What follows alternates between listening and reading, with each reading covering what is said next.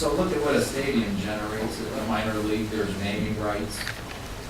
There's potentially lease from the actual field. If you get an upfront capital, you may not get the lease, so that's negotiable. Then you have, I mean, the income streams that come from the stadium are whatever concessions that occur, et cetera. I'm talking during the baseball season. And whatever ticket sales occur.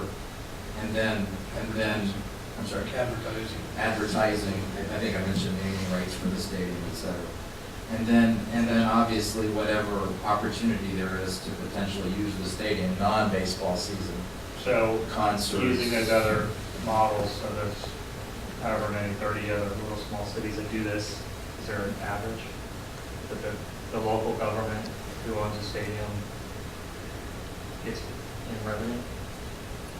No, there isn't. And the difference, I think, between probably the other stadiums that are out there versus this stadium is, you know, we ultimately are in a much larger metropolitan area that has a different pull.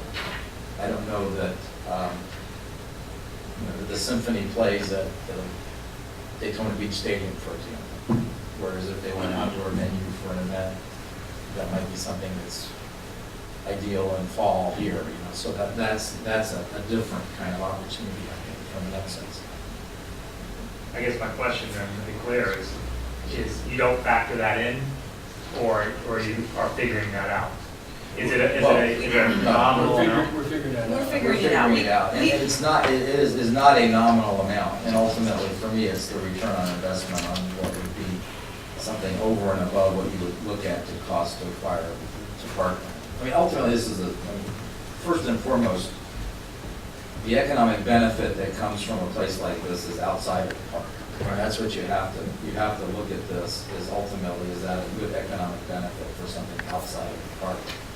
I think if most municipalities figure out a way to have some return and or break even for the amenity, they probably are ahead of the game.